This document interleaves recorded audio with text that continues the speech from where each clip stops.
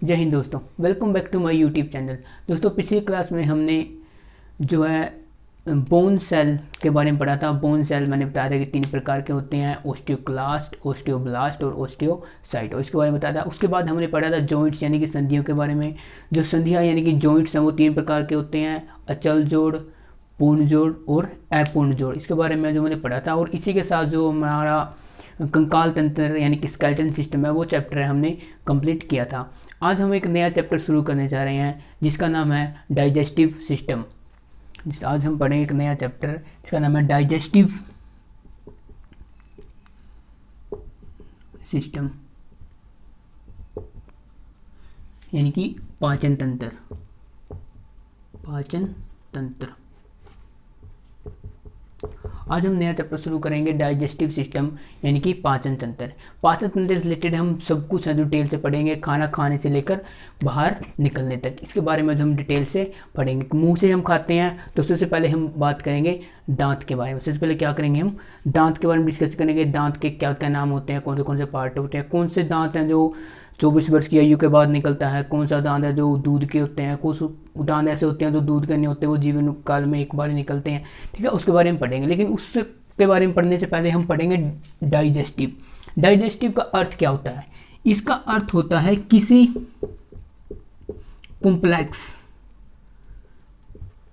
भी कॉम्प्लेक्स चीज को टुकड़ों में तोड़ देना।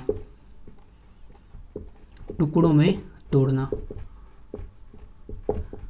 अगर कोई भी कॉम्प्लेक्स चीज है, अगर उसको हम टुकड़ों में तोड़ देंगे तो उसको कहते हैं हम डाइजेस्टिव। उसको हम बोलते हैं डाइजेस्टिव। देखो, डाइजेस्टिव होता है, यह क्रिया कैसी होती है। क्वेश्चन आता है कि डाइजेस्टिव है, यह कैसी क्रिया होती है। तो यह जो डाइजेस्टिव है यह फिजिकल भी और केमिकल भी। यह फिजिकल क्रिया भी होती है और केमिकल क्रिया भी होती है। फिजिकल किस प्रकार होती है? हम मुंह से जो खाने को चबाते हैं, ये हो गई फिजिकल क्रिया। और केमिकल क्या होती है? इसके अंदर क्या है, लार ग्रंथि यानी कि सलाइवरी ग्लैंड के द्वारा क्या है, इसके अंदर जो है इंजाइम जो खाने के अंदर मिक्स किए जाते हैं। जैसे म्यूलिन होता है, चिपचिपा बनाता है। लाइसोजाइम है जो क्या है, जो कीटाणुओं को मारता है। ठीक है, टाइलिन है जो स्टार्च या मड को पचाता है। ठीक है, इस प्रकार के वो होते हैं जो केमिकली रूप से कार्य करते हैं। तो इस प्रकार हम डाइजेस्टिव सिस्टम को बोल सकते हैं यह है एक फिजियो केमिकल क्रिया। क्वेश्चन आएगा कि जो डाइजेस्टिव सिस्टम है वह कैसी क्रिया है, जो पाचन तंत्र है वह कैसी क्रिया है, तो वह हो जाएगी जो फिजियो केमिकल, यह हो जाएगी एक फिजियो केमिकल क्रिया होती है। अब इसके अंदर हम जाते हैं तो सबसे पहले अगर हम इस चैप्टर के अंदर घुसते हैं तो हम सबसे पहले सामने आते हैं दांत। इससे सबसे पहले कि दांत हैं जो खाने को तोड़ने का बोले यानी कि चबाने का कार्य करते हैं। तो हम सबसे पहले क्या करेंगे, जो दांत हैं दांत के बारे में सबसे पहले पढ़ेंगे कि दांत के कितने पार्ट्स होते हैं और दांत के क्या क्या नाम होते हैं। सबसे पहले दांत के हैं जो 3 पार्ट होते हैं। सबसे पहले पढ़ेंगे हम दांत के बारे में। दांत के हैं वो 3 पार्ट होते हैं। इनेमल सबसे पहला पार्ट होता है दांत यानी कि टीथ। जो दांत होता है यानी कि टीथ होता है, यह होता है जो कैल्शियम फास्फेट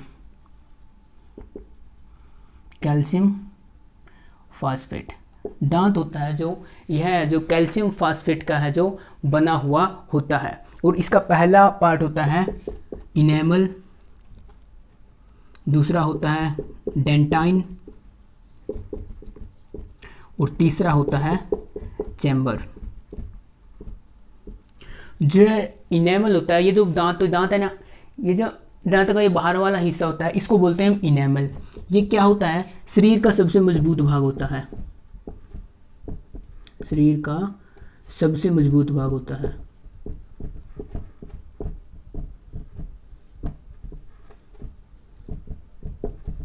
जो इनेमल होता है यह जो शरीर का सबसे मजबूत भाग होता है और दांत का सबसे छोटा भाग होता है।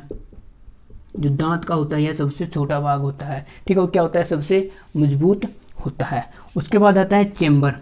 ये होता है मिडिल पार्ट, ये होता है दांत का मिडिल पार्ट। ये होता है, यह दांत का सबसे बड़ा भाग होता है दांत का है जो सबसे बड़ा भाग होता है, और यह दांत का मांस होता है, दांत का मांस इस जो है जो इसको हम बोलते हैं। जो दांत का मांस मुसुड्डे वाला नीचे होता है ना, तो यह होता है चैम्बर, उसके बीच में होता है डेंटाइन, और ये होता है इनेमल। ये होते हैं दांत के 3 पार्ट। और मैंने बताया कि दांत है जो कैल्शियम फास्फेट का है जो बना हुआ होता है। और आप देखते हो कि जो फ्लोरीन होता है, फ्लोरीन के कारण क्या होता है, दांत है वो खराब हो जाते हैं, यानी कि दांत है जो काले काले हो जाते हैं। आपने देखता होगा किसी बंदे क्या है जो दांत है वो क्या होते हैं, आगे से काले होते हैं, ठीक है। तो उसको बोलते हैं, वो होते हैं जो वो फ्लोरीन के कारण होते हैं। जो दांतों की बीमारी होती है वो होती है फ्लोरीन के कारण। बढ़ेंगे कि फ्लोरीन, फ्लोरीन, फ्लोरीन के कारण क्या होते हैं, दांत खराब हो जाते हैं, दांत खराब हो जाते हैं, काले काले हो जाते हैं। तो उसके अंदर क्या हो जाता है, दांत के अंदर क्या है, खोड़िया बोलते हैं हम, क्या होते हैं कि वो जो है खोड़िया यानी कि कैविटी, खोड़िया यानी कि कैविटी। देखते हैं कि कई बार होते हैं कि अगर ज़रा ठंडा खा लेते हैं तो क्या होती है, कैविटी हो जाती है। वो क्या है, दांतों के अंदर जो चला जाता है, वो होती है कैविटी, खोड़िया। ये फ्लोरीन के कारण हो जाती है, काला काला हो जाता है। किसकी जड़ होती है कि अंदर से खत्म हो जाती है, वो काली काली हो जाती है। तो वो किसके कारण होती है, वो फ्लोरीन के कारण है। जो दांत है वो खराब होने लग जाते हैं, ठीक है। ये हो गया यहाँ तक कि दांत खराब होते हैं, फ्लोरीन के कारण होते हैं। आगे हम पढ़ेंगे दांत के पार्ट्स क्या होते हैं, ठीक है।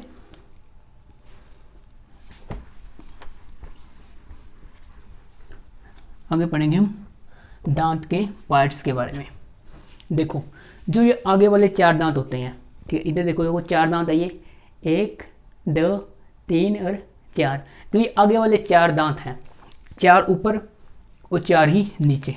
जो पहले शुरू में 4 दांत होते हैं इनको बोलते हैं हम इंसीजर, इनको बोलते हैं हम इंसीजर, ठीक है। ये 4 दांत है ऐसे, और ऐसे ही नीचे की तरफ, ये होते हैं इंसीजर। तो ये आगे वाले 4 दांत और 4 दांत ही नीचे, ये होते हैं इंसीजर। देखो सीजर का मतलब होता है, सीजर हम बोलते हैं कैंची को, यानी कि काटने का काम। तो ये क्या करते हैं, आगे वाले 4 ऊपर 4, ये कहते हैं ये काटने का काम करते हैं। ये क्या करते हैं, जो है काटने का काम करते हैं। ये होते हैं इंसीजर। आगे वाले 4 दांत, 4 ऊपर 4 नीचे होते हैं इंसीजर। टोटल हो गए ये 8 दांत। लेकिन हम ऊपर वाले पढ़ेंगे तो उसको 2 से मल्टीप्लाई कर देंगे तो नीचे वाले तो जो है सेम हो जाएंगे। ये हो गया इंसीजर, ठीक है। दूसरे नंबर पे होते हैं कैनाइन।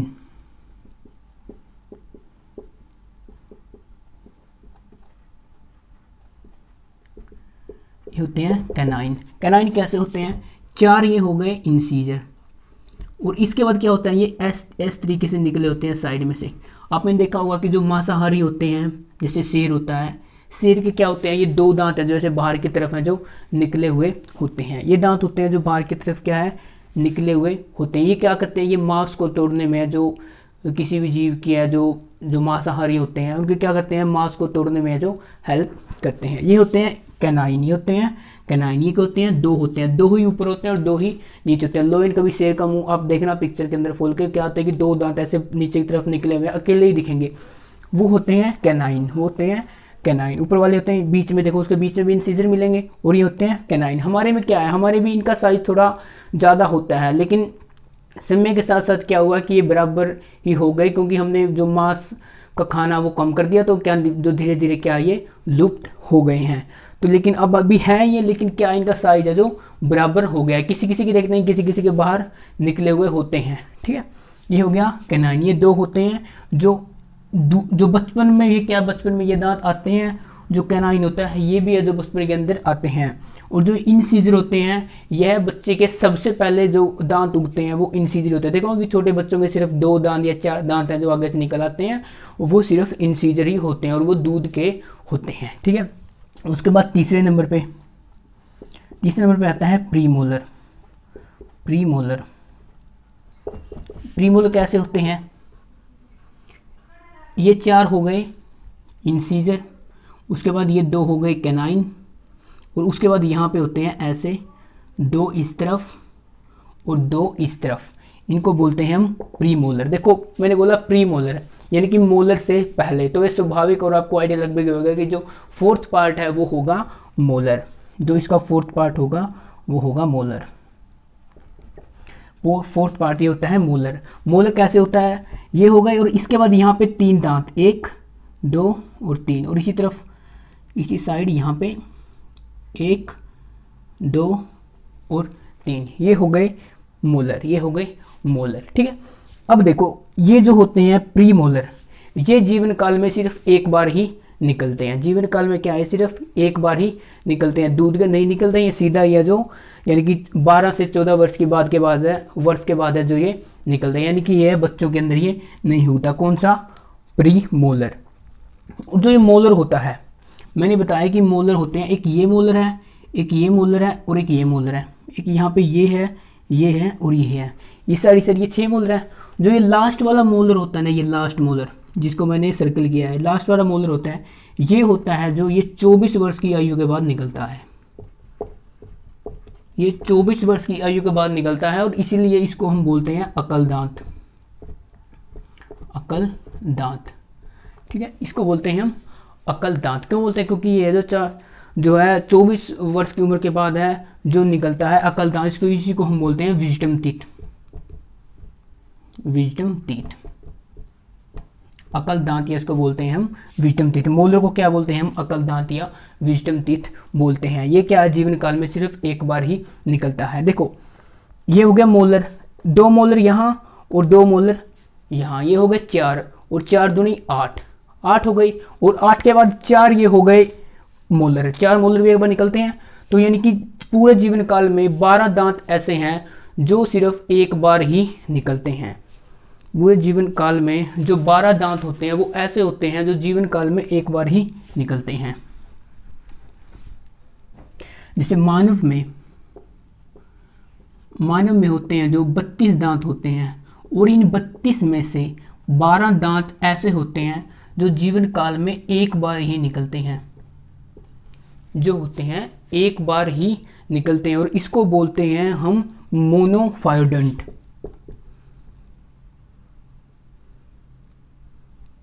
इसको बोलते हैं हम मोनोफायोडेंट। जो ये दांत होते हैं, 12 दांत होते हैं जो ये जीवन काल में एक बार ही निकलते हैं, इनको बोलते हैं हम मोनोफायोडोंट। इसको बोलते हैं हम मोनोफायोडोंट, शॉर्ट फॉर्म में इसको बोलते हैं हम मोनो, इसको बोलते हैं हम मोनोफायोडोंट। देखो 12 हो गए जो एक बार ही निकलते हैं, और 20 दांत ऐसे होते हैं जो दोबारा से निकलते हैं। 20 दांत होते हैं जो टूट के क्या दोबारा से निकलते हैं, उसके अंदर इंसीजर आ जाता है, कैनाइन आ जाता है, और 2 इस साइड और 2 इस साइड ये आ जाते हैं जो मोलर आ जाते हैं। तो 20 दांत ऐसे होते हैं जो दोबारा निकलते हैं। तो पूरे जीवन काल में एक व्यक्ति के क्या है, पूरे जीवन काल में जो है 52 यानी कि 52 दांत निकलते हैं पूरे जीवन काल में,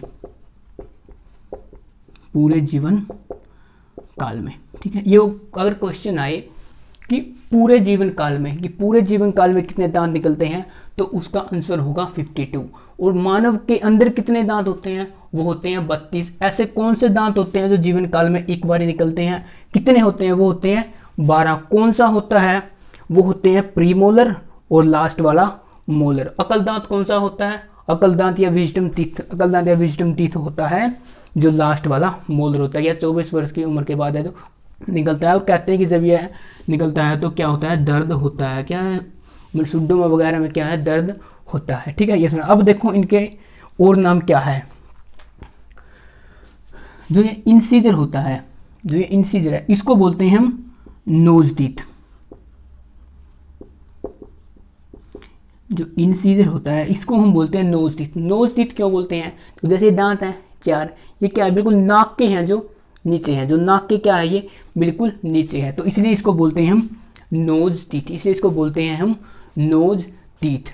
और उसके बाद आ जाते हैं कि जो कैनाइन है, उसके बाद आ जाते हैं कि जो कैनाइन है, कैनाइन होते हैं, देखो ये कैनाइन है, क्या है, बिल्कुल आंखों के नीचे है, क्या है, बिल्कुल आंखों के नीचे है, इसलिए इसको बोलते हैं हम आई टीथ।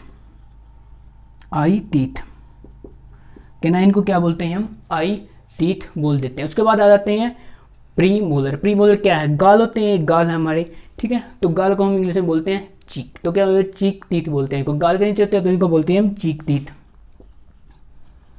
चीक टीथ। और जो लास्ट वाला होता है इसको बोलते हैं हम अकल दांत, अकल या विजडम टीथ। ठीक है, अकल दांत या इसको बोलते हैं हम विजडम टीथ। यहाँ तक है जो क्लियर हो गया। और जो 12 से 14 वर्ष की आयु में क्या है, दांत क्या है, जो दूध के दांत है वो टूटना शुरू हो जाते हैं, और जो कैल्शियम फास्फेट के बने हुए दांत हैं ये जो निकलना आरंभ हो जाते हैं। ठीक है, यहाँ तक हमने पढ़ लिया। उसके बाद पढ़ेंगे हम, दांत का हो गया। दांत के बाद एक पार्ट आता है जीभ। जीभ है जो हम पढ़ेंगे वो सेंस ऑर्गन के अंदर पढ़ेंगे। 5 सेंस ऑर्गन होते हैं, मुझे विश्वास है कि आपको पता हुआ। तो एक अलग से चैप्टर है सेंस ऑर्गन, जो जीभ हो गया, स्किन हो गया, आई हो गया, कान हो गया। ठीक है, ये जो होते हैं जो इसको पढ़ेंगे हम सेंस ऑर्गन चैप्टर के अंदर। उसके बाद क्या है कि जीभ को हमें यहीं पे छोड़ देते हैं। उसके बाद नीचे जाते हैं हम। उसके बाद क्या है, जो ये तो हो गया जो फिजिकल क्रिया। दांत क्या करते हैं, दांत होते हैं जो यह फिजिकल दांत होते हैं जो ये होते हैं जो फिजिकल क्रिया करते हैं, लेकिन केमिकल क्रिया क्या करते हैं, केमिकल क्रिया लार ग्रंथि द्वारा किया जाता है। तो हम पढ़ेंगे हम लार ग्रंथि, लार ग्रंथि, सलाइवरी ग्लैंड, लार ग्रंथि या सलाइवरी ग्लैंड। ठीक है, ये क्या है, सलाइवरी इस साइड पाई जाती है और इस साइड। इसके जो है 3 पार्ट होते हैं। इसके हैं जो 3 पार्ट है जो होते हैं। पहला होता है पैरोटिड ग्लैंड, अगला होता है मैंडिबुलर, और अगला है जो वो होता है सबलिंगुअल।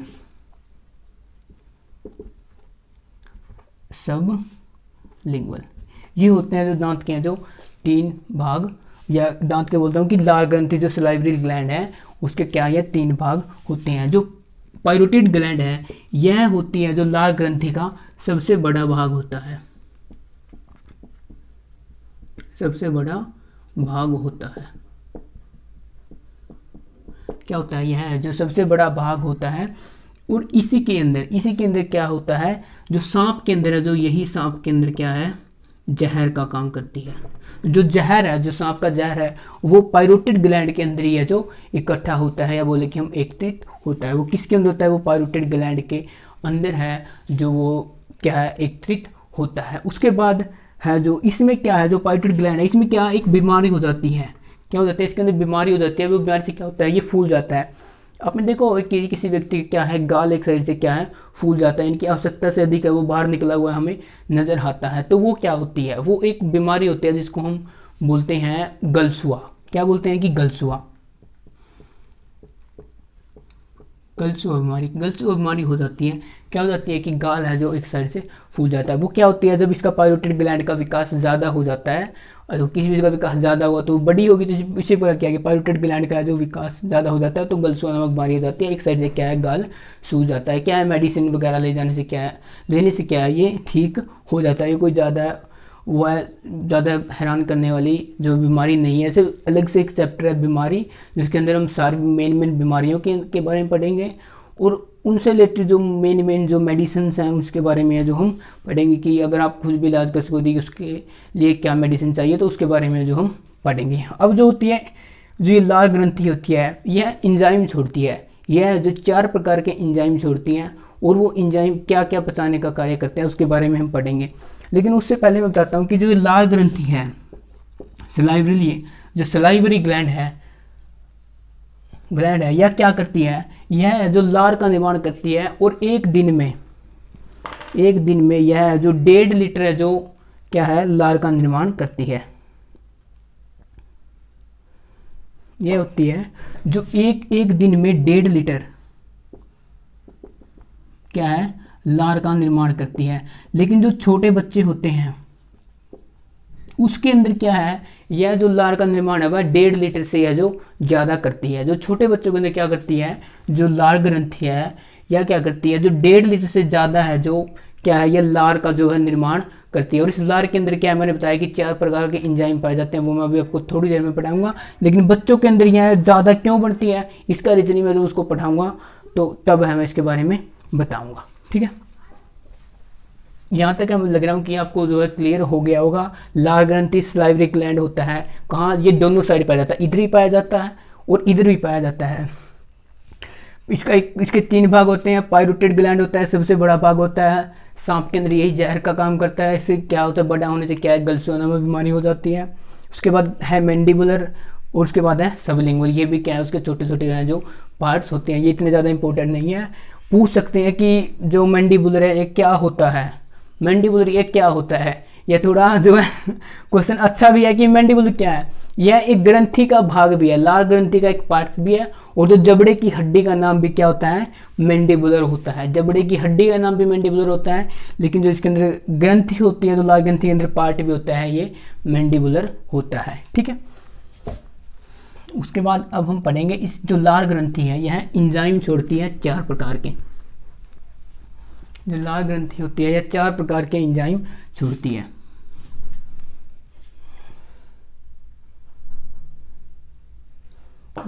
सबसे पहले लार ग्रंथि होती है जो ये 4 प्रकार के एंजाइम छोड़ती है। सबसे पहला होता है टाइलिन। सबसे पहले एक एंजाइम छोड़ती है जिसका नाम होता है टाइलिन। एक होता है डाइस्टेट।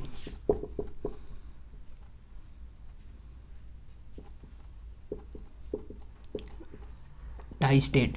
उसके बाद तीसरे नंबर पे होता है लाइसोजाइम।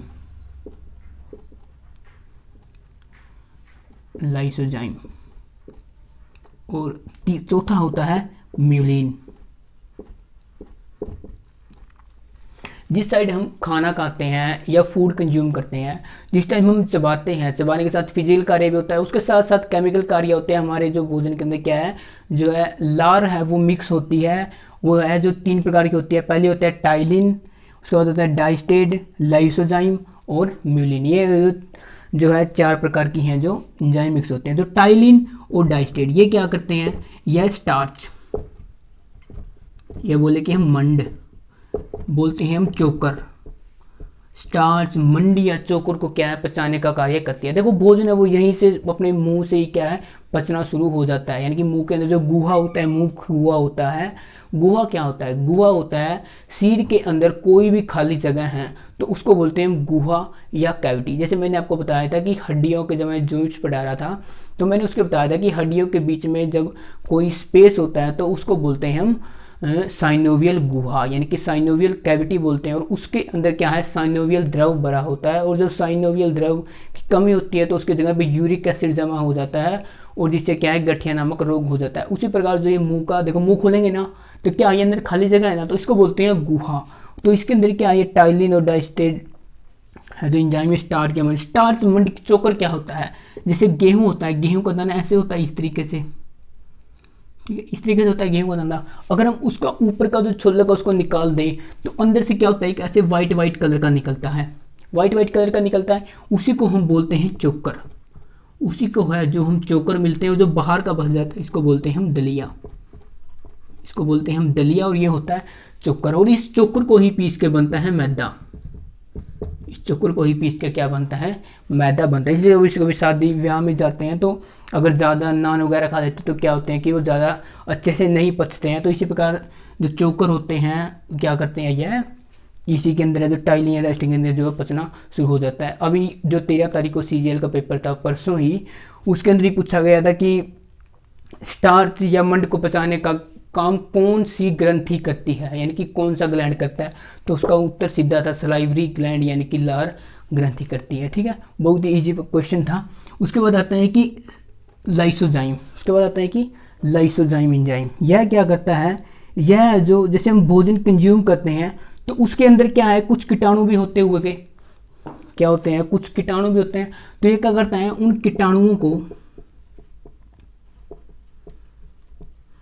कीटाणुओं को मारने का कार्य करता है।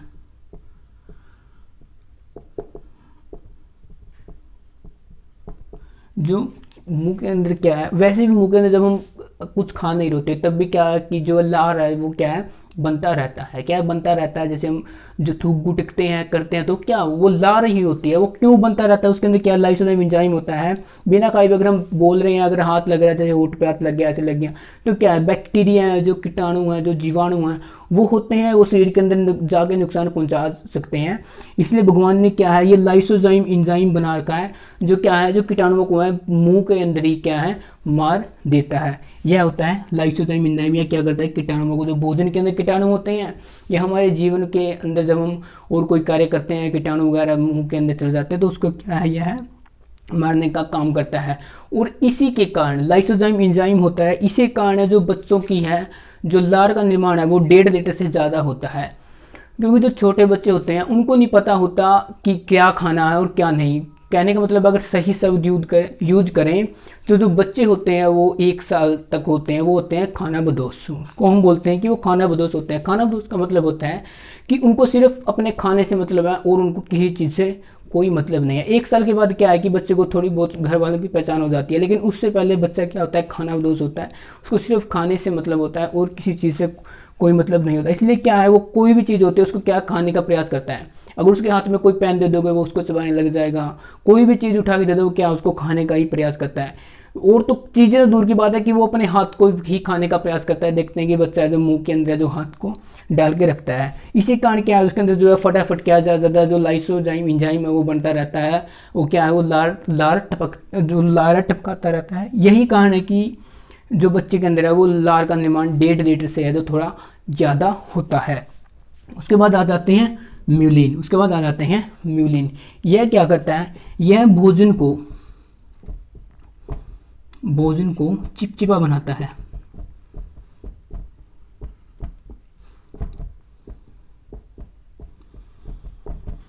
जो ये म्यूलिन होता है, यह जो भोजन को जो है चिपचिपा बनाता है। जैसे हम खाना खाते हैं, खाना खाते ही क्या हम वो चबाते हैं, तो क्या वो चिपचिपा हो जाता है, जिसको आगे उसको ओइसोफेगस में जाते हुए, ओइसोफेगस क्या होती है, ओइसोफेगस होती है, हिंदी में बोलते हैं उसको आहार नली। तो क्या होता है, ओइसोफेगस के अंदर जब जाता है तो क्या है, भोजन को जो है ट्रैवल करने में आसानी होती है। जैसे कोई भी चीज़ अगर रफ है, कोई भी हिस्सा अगर रफ है, तो हमें क्या है उसके ऊपर फिसलने में या क्या थोड़ी बहुत प्रॉब्लम आती है। लेकिन कोई भी चीज़ अगर बिल्कुल मुलायम है, तो क्या है, वो फटाक देखिए जो निकल जाती है। इसी प्रकार जो म्यूलिन भोजन के अंदर मिक्स हो जाता है, उससे क्या है, खाना है जो चिपचिपा हो जाता है और उसको आगे ट्रैवल करने में जो आसानी होती है। ठीक है, यहाँ तक हो गया क्लियर। लार ग्रंथि के अंदर 4 एंजाइम होते हैं, टाइलिन, डाइस्टेट, लाइसोजाइम और म्यूलिन। ये हो गए 4 एंजाइम। उसके बाद हम पढ़ लेते हैं टोंसिल। एक चीज़ होती है टोंसिल। लार ग्रंथि के बाद दूसरे नंबर पर हम पढ़ लेते हैं टोंसिल। देखो टोंसिल क्या होती है, अगर हम अपने मुंह को खोलें तो अंदर क्या एक ऐसे लटकता हुआ भाग दिखाई देता है, उसको बोलते हैं हम टोंसिल। और हमको ऐसा लगता है कि वहाँ से क्या है, दो रास्ते हैं जो निकलते हैं। वहाँ से क्या है, 2 रास्ते निकलते हैं। और मैं भी जब बचपन में सोचता था कि जो 2 रास्ते हैं, कि एक भोजन के लिए है और एक सांस यानी कि ऑक्सीजन जो है जाने के लिए। लेकिन आई वॉज रॉन्ग, कि जो टोंसिल होता है यह कुछ नहीं करता, यह है जो एक स्पीड ब्रेकर का कार्य करता है। क्या करता है, एक स्पीड ब्रेकर का कार्य करता है। स्पीड ब्रेकर का कार्य कैसे करता है, कि जब हम खाना खाते हैं, कि अगर हमें बहुत ज़्यादा भूख लगी है, तो हम क्या करते हैं कि बहुत जल्दी तेज से जो है खाने का प्रयास करते हैं। और जो हमारी इपिग्लोटिक्स होती है, यहाँ से लेके और यहाँ तक क्या होती है, इपिग्लोटिक्स होती है। वो क्या है, खाने को नीचे जो है आमाशय यानी कि पेट के अंदर लेके जाती है। ठीक है, वही क्या होती है, अगर हम ज़्यादा खाएंगे तो उसके अंदर जो है खाना इतना आ नहीं पाएगा। इसलिए क्या है, स्पीड ब्रेकर का काम करता है और क्या है, खाने को रोक के लगता है। और इसी के अंदर भी है जो लाइसोजाइम एंजाइम टपकता रहता है। लाइसोजाइम, इसके अंदर भी लाइसोजाइम एंजाइम वो टपकता रहता है। मैंने बताया कि लाइसोजाइम एंजाइम क्या करता है, कीटाणुओं को पूरे शरीर में, अगर किसी भी ग्रंथि के अंदर मैं कहीं पर भी बोलूँ कि लाइसोजाइम एंजाइम, तो आप ऑटोमेटिक हिसाब लगा लेना कि लाइसोजाइम एंजाइम है, यह जो है कीटाणुओं को मारने का प्रयास करता है। ठीक है, यह जो कीटाणुओं को मारने का प्रयास करता है, ये होता है टोंसिल। क्या करता है, स्पीड ब्रेकर काम करता है, लाइसोजाइम एंजाइम में टपकता रहता है। और इसी के अंदर जब हम कई बार क्या है, ज़्यादा गर्म या ज़्यादा ठंडा खा लेते हैं, तो क्या होता है, टोंसिल का आकार है वो बड़ा हो जाता है। अगर हम कभी ज़्यादा गर्म या ज़्यादा ठंडा अगर कंज्यूम कर लेते हैं, तो उससे क्या होता है, टोंसिल का आकार बड़ा हो जाता है। और उसी को बोलते हैं कि गला पक गया, गला पक गया।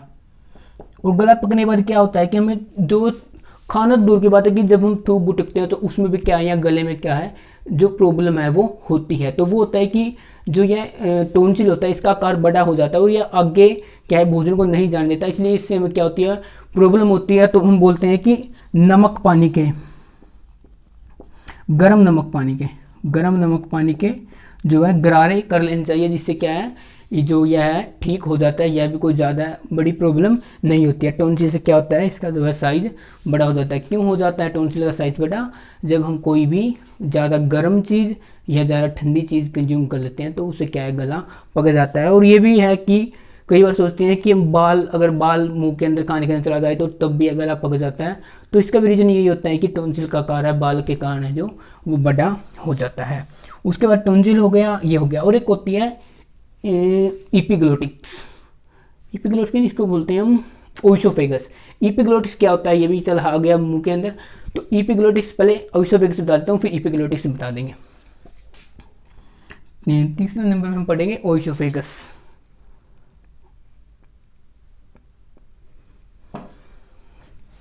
हम पढ़ेंगे ओइसोफेगस, इसको बोलते हैं हम आहार नली। यह होती है जो 15 सेंटीमीटर की होती है एक वयस्क के अंदर। वो आगे क्या है वेरी करती है पर्सन टू पर्सन हाइट। क्या ये वेरी करती है पर्सन टू पर्सन हाइट, लेकिन जो इसकी एवरेज मानते हैं वो 15 सेंटीमीटर की है जो इसकी लेंथ होती है। यह या गले से लेके और यहाँ तक होती है। इसको बोलते हैं हम ओइसोफेगस। इसका कार्य कुछ नहीं होता है, ये भोजन को यहाँ से मुँह से लेके और आमाशय तक क्या है पहुँचाती है और इसका कोई कार्य नहीं होता। ये होती है आहार नली। उसके बाद मैंने बताया था कि ओइसोफेगस एक होता है इपिग्लोटिक्स।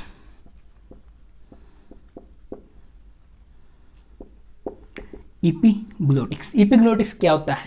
देखो जो हम खाना खाते हैं वो ओइसोफेगस के थ्रू है जो पेट के अंदर जाता है, लेकिन हम सांस लेते हैं वो भी उसी के अंदर को है जो जाता है। लेकिन यहाँ छाती के पास यहाँ पे क्या है एक इपिग्लोटिक्स बना होता है। मैं डायग्राम बना के जो समझाने का प्रयास करता हूँ। ये यहाँ तक क्लियर हो गया? देखो जब हम ये मुंह हो गया खाने को कंज्यूम करते हैं वो ऐसे जाता है, ठीक है। उसके बाद यहाँ से जाके ये क्या है ऐसे है जो इसके अंदर जो है चला जाता है, ठीक है। लेकिन यहीं पर क्या होते हैं जो फेफड़े होते हैं, फेफड़ों क्या होती है जो हवा यानी कि जो है ऑक्सीजन क्या है वो पंप करते हैं, ठीक है। फेफड़े ही करते हैं, ठीक है उसके, ठीक है। ये फेफड़े होते हैं ऐसे इस तरीके से, ठीक है। ठीक है ये हो गया नीचे लीवर। इसके 3 पार्ट होते हैं, वो हम अगली वीडियो में जो है डिटेल से पढ़ेंगे, क्योंकि वीडियो अब तक क्या है 33 या 34 मिनट की हो गई है। तो फिर वीडियो जब बहुत ज़्यादा लंबी हो जाएगी फिर अपलोड करने में क्या है प्रॉब्लम आती है, ठीक है। यहाँ तक ये हो गया, ठीक है। लेकिन सांस भी आता है, जब यहीं से आता है तो यहाँ पे बना होता है इपिग्लोटिक्स। क्या होता है इपिग्लोटिक्स? यह यहाँ से ये अलग पाइप हो जाती है और यहाँ से ये अलग पाइप हो जाती है इस तरीके से। क्या होता है इपिग्लोटिक्स यहाँ पे होता है। यहाँ पे जब हम भोजन कंज्यूम करते हैं भोजन खाते हैं तो क्या होता है ये इपिग्लोटिक्स है जो सांस वाली नली के ऊपर टिक जाता है और यह भोजन को निकलने का रास्ता देता है। और जिस टाइम हम सांस लेते हैं तो यह जो क्या है खुल जाता है और सांस क्या है हम अंदर चला जाता है। सांस क्या है फेफड़ों वाली साइड चला जाता है और भोजन इस साइड चला जाता है। और इसको कंट्रोल क्या करता है? इसको कौन बताता है कि अब भोजन आ रहा है, अब हवा आ रही है, ठीक है। तो यह काम करता है माइंड, यानी कि जो हमारा दिमाग होता है यही है जो इसको कंज्यूम कर या क्या है कंट्रोल करता है। कैसे करता है यह कंट्रोल? आपने देखा होगा कि कई बार अगर आप खाना खाते खाते आपका ध्यान कहीं और चला जाता है या आप बात करने लग जाते हो तो आपका माइंड है जो उस तरफ है जो डाइवर्ट हो जाता है। और खाना खाते खाते क्या है कई बार जो भोजन है वो जो है सांस नली में चला जाता है। क्यों चला जाता है? क्योंकि आपने जो अपने दिमाग को कहीं और यूज कर लिया है और जो फिर इसको जो इपिग्लोटिक्स को कंट्रोल कौन करेगा? अगर हमने दिमाग किसी और डायरेक्शन में लगा लिया तो खाना खाते वक्त इपिग्लोटिक्स को कंट्रोल कौन करेगा? इसको मैंने बोला कि जो दिमाग है वो कंट्रोल करता है। तो इसी कारण क्या होता है कई बार भोजन का छोटा बहुत टुकड़ा, ऐसी नहीं कि पूरी बुड़की क्या है उसके अंदर फंस जाती है, वो इतनी सी तो पाइप होती है, क्या है कि थोड़ा बहुत जो है हिस्सा क्या उसके अंदर फंस जाता है। तो क्या है कि खांसी होती है, क्या है खांसी होती है, उसको क्या है हम बाहर फेफड़े क्या करते हैं उसको जोर से क्या है पंप करने का कार्य करते हैं कि ये तो कुछ और चीज़ आ गई, यहाँ पे आनी थी ऑक्सीजन लेकिन आ गया भोजन, इसकी तो मुझे आवश्यकता नहीं थी, तो क्या उसको बाहर पंप करने का कार्य करता है। इसी कारण हमें क्या है खांसी होती है, ठीक है। तो यह होता है इपिग्लोटिक, इसलिए बोलते हैं कि खाना खाते वक्त बातें नहीं करनी चाहिए, आराम से खाना चाहिए। ठीक है, यह हो गया इपिग्लोटिक, इसको जो है माइंड कंट्रोल करता है।